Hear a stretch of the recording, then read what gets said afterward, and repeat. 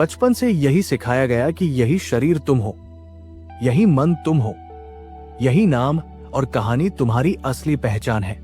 इसी मान्यता पर पूरा जीवन खड़ा कर दिया जाता है। जब शरीर बीमार होता है, कहा जाता है मैं बीमार हूं। जब मन उदास होता है, कहा जाता है मैं दुखी हूं। पर यहां सबसे बड़ी भूल छिपी है। शरीर बदलता रहता है। बचपन का शरीर अलग था, आज का अलग है। फिर भी भीतर कुछ ऐसा है जो हर बदलाव को देख रहा है। मन भी हर पल बदलता है, कभी खुशी, कभी गुस्सा, कभी डर, कभी उत्साह। जो बदल रहा है वो स्थायी कैसे हो सकता है? फिर भी उसी को मैंने मान लिया गया। यही गलत पहचान मानसिक उलझनों की जड़ है। जब अस्थायी चीज को स्थायी मान लिया जाता है, तब भय पैदा होता है। शरीर नाशवान है, इसलिए मृत्यु का डर बना रहता है। मन अस्थिर है, इसलिए शांति टिकती नहीं। यही कारण है कि सुख मिलने पर भी बेचैनी रहती है, क्योंकि भीतर कहीं पता है कि ये टिकने वाला नहीं। हर व्यक्ति अपने बारे में एक कहानी लेकर चलता है। ये कहानी बनती है परिवार से, समाज से, अनुभवों से और दूसरों की राय से। कोई खुद को सफल समझता है, कोई असफल, कोई खुद को अच्छा मानता है, कोई दोषी। पर यह सब विचार है, सत्य नहीं। जब कोई तुम्हारी तारीफ करता है, मन खुश हो जाता है। जब कोई आलोचना करता है, मन टूट जाता है। इसका मतलब साफ है कि पहचान दूसरों के शब्दों पर टिक गई है। जिस पहचान को बचाने के लिए इतना संघर्ष हो, वो सच्ची कैसे हो सकती है? यही कारण है कि इंसान हमेशा तुलना में जीता है। दूसरे से आगे निकलना चाहता है, सम्मान चाहता है, सुरक्षा चाहता है। पर यह चाहत खत्म नहीं होती, क्योंकि पहचान ही अधूरी है। अधूरी पहचान से पैदा हुआ हर प्रयास भी अधूरा रहता है। जब तक व्यक्ति खुद को कहानी मानता रहेगा, तब तक डर रहेगा कि कहीं ये कहानी टूट न जाए। यही डर रिश्तों में पकड़ बनाता है, करियर में तनाव बनाता है और भविष्य की चिंता बनाता है। असली बंधन बाहर नहीं, इसी चिपकाव में है। यदि शरीर और मन ही पहचान नहीं है, तो फिर कौन है जो इन्हें देख रहा है? यही प्रश्न भीतर की यात्रा का आरंभ है। जब ध्यान से देखा जाता है, तो स्पष्ट होता है कि विचार आते जाते रहते हैं, पर उन्हें देखने वाला अलग है। भावनाएं उठती गिरती रहती है, पर उन्हें महसूस करने वाला स्थिर है। ये देखने वाला न उम्र से बदलता है, न परिस्थितियों से। बचपन में भी वही था, आज भी वही है, वही साक्षी है। यही साक्षी असली पहचान है। पर ध्यान बाहर इतना उलझा रहा कि भीतर देखने की आदत ही नहीं बनी। जब पहली बार ये समझ आता है कि विचार मेरे नहीं, मुझ में आते हैं, तब दूरी बनती है। जब समझ आता है कि भावनाएं गुजरती हैं, पर मैं नहीं गुजरता, तब हल्कापन आता है। इसी दूरी में शांति का जन्म होता है। यही कारण है कि मानसिक परेशानी का समाधान बाहर नहीं मिल सकता। नौकरी बदलने से, रिश्ते बदलने से, शहर बदलने से कुछ समय राहत मिल सकती है, पर जड़ वही रहती है। जड़ पहचान में है। जब पहचान सही जगह टिकती है, तब जीवन में पहली बार सहजता आती है। तब प्रयास छोड़ना नहीं पड़ता, पर भीतर पकड़ ढीली हो जाती है। काम चलता रहता है, रिश्ते चलते रहते हैं, पर भीतर जान होता है कि ये सब भूमिका है, सत्य नहीं। यही समझ मुक्ति का पहला कदम है। अभी यात्रा शुरू हुई है। अगले भाग में यही समझ और गहराई से देखी जाएगी कि गलत पहचान कैसे हर दुख को जन्म देती है और सही पहचान कैसे उसे तुरंत मिटा देती है।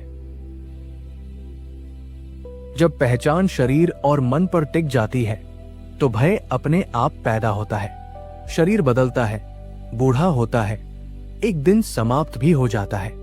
यदि स्वयं को यही शरीर मान लिया गया, तो मृत्यु सबसे बड़ा सत्य लगने लगता है। फिर हर छोटी बीमारी, हर कमजोरी, हर असफलता भीतर डर पैदा करती है। इसी तरह मन भी स्थिर नहीं रहता। आज जो विचार सही लगते हैं, कल बदल जाते हैं। आज जो संबंध प्रिय लगते हैं, समय के साथ उनका रूप बदल सकता है। यदि पहचान इन्हीं पर टिकी है, तो असुरक्षा बनी ही रहेगी। यही कारण है कि मन हमेशा भविष्य की चिंता में रहता है। उसे लगता है कि कुछ खो न जाए, कुछ बिगड़ न जाए। पर ध्यान से देखा जाए तो भय वस्तुओं में नहीं, पकड़ में है। जिस चीज को पकड़ने की कोशिश होती है वही छूटने का डर बन जाती है। यदि पहचान ही नाशवान चीज से जुड़ी है तो डर हटेगा कैसे? यही कारण है कि दुनिया में सबसे सुरक्षित दिखने वाला व्यक्ति भी भीतर से बेचैन रहता है। जब ये समझ आता है कि भय का कारण परिस्थिति नहीं, पहचान है, तब खोज बाहर से भीतर मुड़ती है। तब पहली बार ये सवाल उठता है कि क्या कोई ऐसी पहचान है जो बदलती नहीं, जो छूटती नहीं?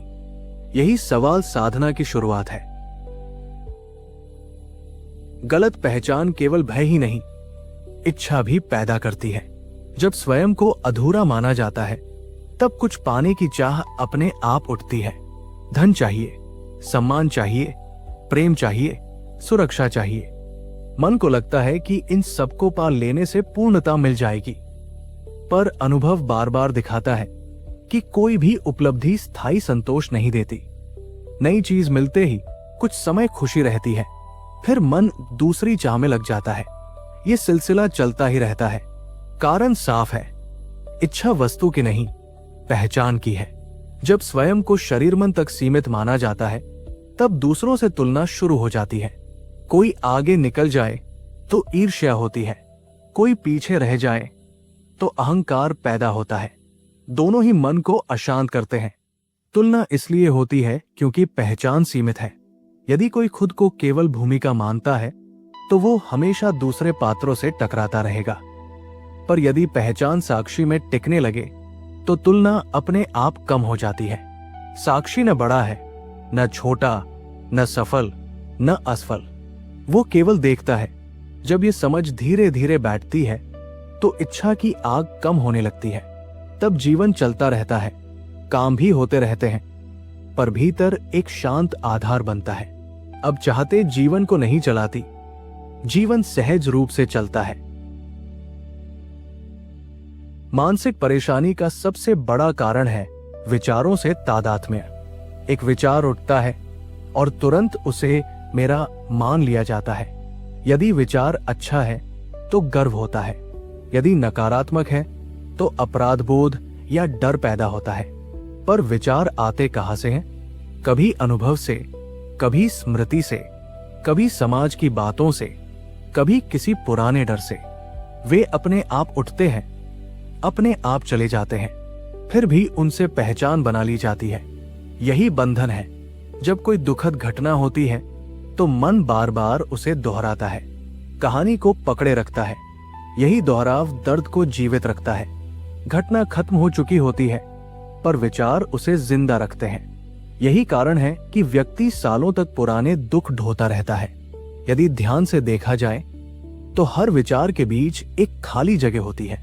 वही जगह शांति की है, वही असली स्वभाव है। पर ध्यान हमेशा विचारों पर रहता है, उस खालीपन पर नहीं। जब देखने की आदत बदलती है तब पहली बार अनुभव होता है कि विचार अलग है और देखने वाला अलग। तब विचारों की ताकत कम होने लगती है। वे आते हैं पर पकड़ नहीं बनाते। यही समझ धीरे धीरे दुख की जड़ काट देती है, क्योंकि दुख विचारों से बना है और विचार पहचान से ताकत लेते हैं। जब पहचान साक्षी में टिकने लगती है तो दुख के लिए आधार ही नहीं बचता।